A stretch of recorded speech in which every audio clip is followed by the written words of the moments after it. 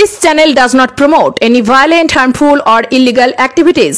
All content provided by this channel is meant for an educational purpose.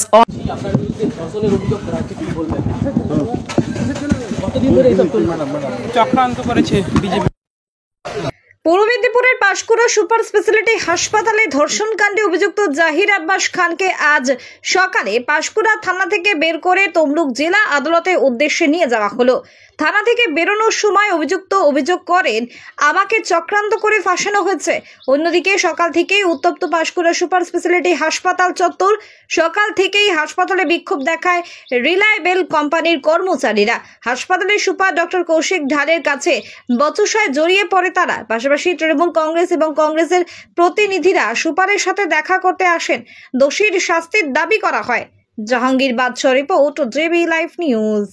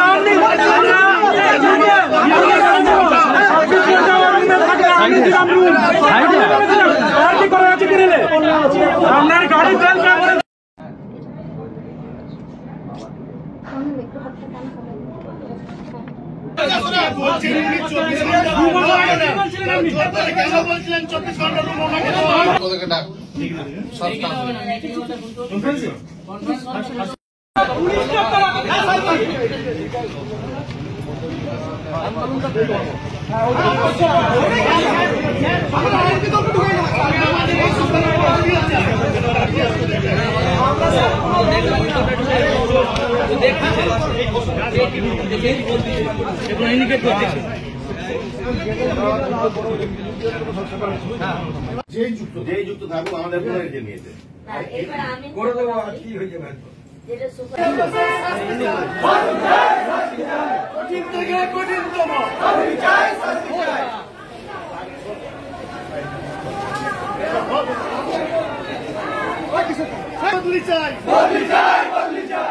Zahir আব্বাসের মৃত্যু চাই,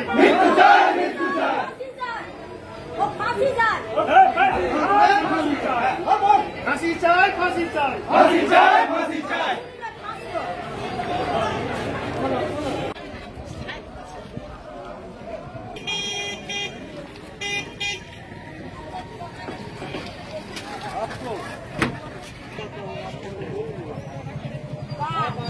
সব কোর্টে গিয়ে বলবো।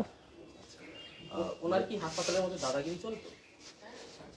হ্যাঁ, ওরকমই চলতো। কিরকম দাদাগিরি করতো? আমাদেরকে খুব টর্চারিং করতো। আপনার সাথেও তো এইরকম নোংরা হয়েছে নাকি? হ্যাঁ, আমার সাথেও খারাপ আচরণ করেছে। আপনাকে ধর্ষণ করেছিল? ধর্ষণ, হ্যাঁ ওরকমই করেছিল। ধর্ষণ করেছিল না ওরকমই করেছিল? ধর্ষণ করেছিল? হ্যাঁ করেছিল। সেগুলো বিচারকের সামনে তুলে ধরবেন? হ্যাঁ বলবো। কি চাইছেন? কতদিন ধরে আপনাদের সাজা হোক। আপনাদের সাথে কতদিন ধরে এরকম চলছে? আমার সাথে প্রায় মাস 2 এরকম চলছে। হসপিটালের মধ্যে পুরো ঘটনাটা ঘটাতো নাকি? হসপিটালের মধ্যে। বলছি এতদিন কাউকে জানানি? আমার সাহস হচ্ছিল না, ভয় দেখাতো সবসময়, ওই কারণে বলতে পারিনি। বলছি উনি কি কোনো কাউকে মানে কোনো নেতার অনুমতি জেনে এরকম কাজ করতে বলে আপনাদের? ওটা আমার জানা নেই। কি চাইছেন? আমি চাই সাজা হোক, দোষীর সাজা হোক। কিন্তু ওই ধরনের কাজ করেছে। আমি ছিলাম না, আমি একটার সময় ডিউটিতে এসেছি, তখন শুনলাম তখন থানায় যেতে হবে। আমরা সবাই থানায় গেছি, এইটুকু আমি শুনেছি। তারপর সবাই থানায় গেছি, আমরা সবাই ওখানে এখন শুনলাম যে রেপ কেস, এই শুনে আমি আর জানি না। নিশ্চয় কিছু বড় লোকের মানে মাথায় হাত আছে, নাহলে হবে না, ও সাহস কুলাবে না। সেটা আমি বলতে পারবো, রাজনীতির দল না হলে আমরা ওটা বলতে পারবো, নাম জানি না, যেটা বলতেই পারবো না। সুপার ভয় করতেন কি না জানেন কি? সুপার সব জানে, যে আমাদেরকে জ্বালা যন্ত্রণা যা দিত সেটা আমরা সব জানি। এখানে সবাই কষ্ট দিত, প্রচুর কষ্ট দিত আমাদেরকে দিনকে 10 বছর থেকে। না আমরা জানাই, অফিসে অ্যাসিস্ট্যান্ট সুপারকেও জানাই, কোনো ব্যবস্থা নেয় না।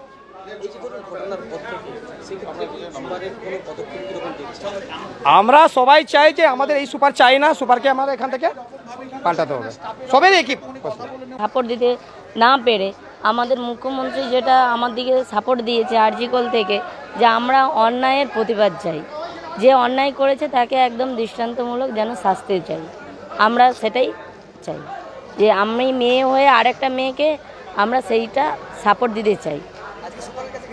হ্যাঁ গিয়েছিলাম, হ্যাঁ উনি আশ্বাস দিয়েছেন, উনি বলেছেন যে হচ্ছে দোষীর শাস্তি হোক, আমরাও চাই দোষীর শাস্তি হোক।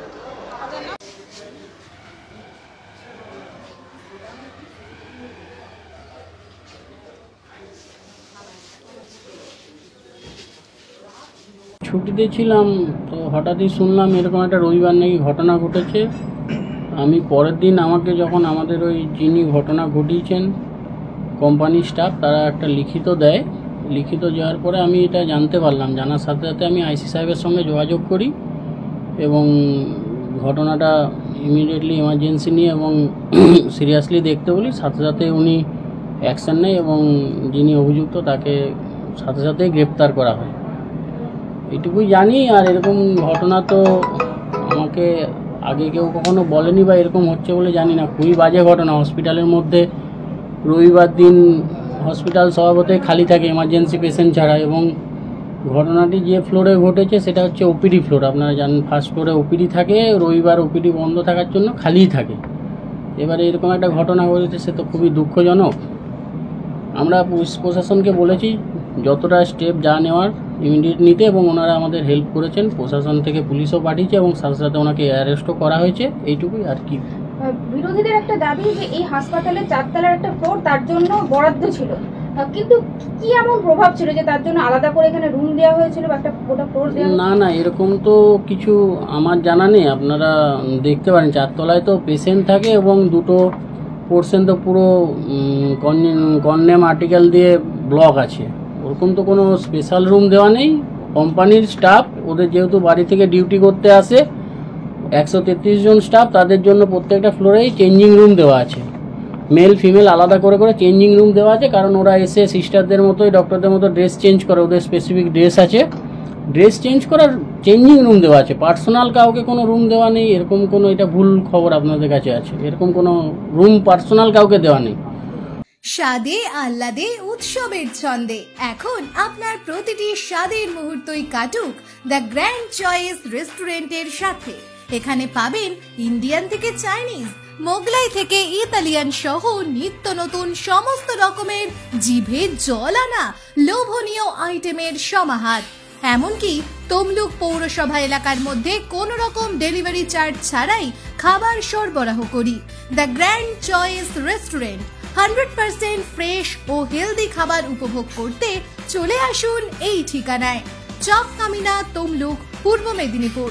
তমলুক, পূর্ব মেদিনীপুর।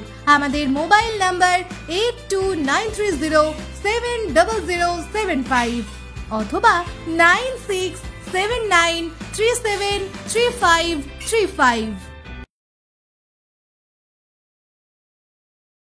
ওমা আসছি মা। রিমি, তোরা গেলি কোথায়?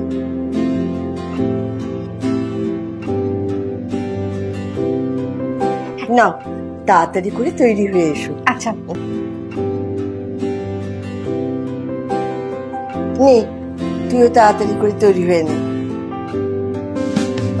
উৎসবের রাতে কিংবা রোজকারের কাজে বাংলার ভরসাতে আদি ঢাকেশ্বরী, পুজো বাড়িতে কিংবা পার্টির এক রাতে রকমারিতে আদি ঢাকেশ্বরী, নিমতড়ে তমলুকের আদি ঢাকেশ্বরী, ঘরে ঘরে থাকে আদি ঢাকেশ্বরী, আদি ঢাকেশ্বরী।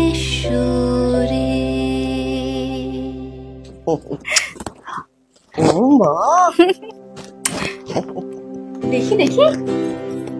আমাদের পরিবারের অটুট বন্ধন আদি ঢাকেশ্বরীর সত্যি। অপরূপ লাগবে তোমায়। গোটা পরিবারের পছন্দ আদি ঢাকেশ্বরীর শাড়ি। প্রতিটি ক্ষণে প্রয়োজনে আদি ঢাকেশ্বরী তাম্রলিপ্ত, তমলুক, নিমতৌড়ি, পূর্ব মেদিনীপুর। পোশাক কিনলে সোনা উপহার। তমলুকে পুজো ধামাকা অফার নিয়ে হাজির হলো জ্যাপি। জামা কিনলেই সোনা ফ্রি। কেউ কখনো কাপড় দোকানে জামার সঙ্গে সোনা দেয় না। আমরা পুজোর সময় জামা কেনাকাটা করার পরে সোনা পরে যাবে এই আশা নিয়েই আমরা উপহার রেখেছি। কখনো শুনেছেন পোশাক কিনলে সোনা পাওয়া যায়? নিশ্চয়ই না। তবে জ্যাপি দিচ্ছে পুজোয় কেনাকাটা করলে সোনার উপহার। ৬,০০০ টাকার কেনাকাটা করবেন, তার সঙ্গে রয়েছে সোনার পলা 916 হলমার্ক যুক্ত। আমাদের ফোন নাম্বার 9434005630। ১০,০০০ টাকা কেনাকাটার উপরে আপনার এই পলা আছে। ১৫,০০০ টাকার কেনাকাটায় আপনি পাবেন নাকের নাকছাবি। আমাদের অ্যাড্রেস তমলুক কোর্টের কাছে, কোর্ট থেকে 50 পা এগিয়ে এলেই পাশে তমলুক পাঁশকুড়া বাস স্ট্যান্ড, ওর পাশে ডান দিকেই পাবেন জ্যাপি শোরুম।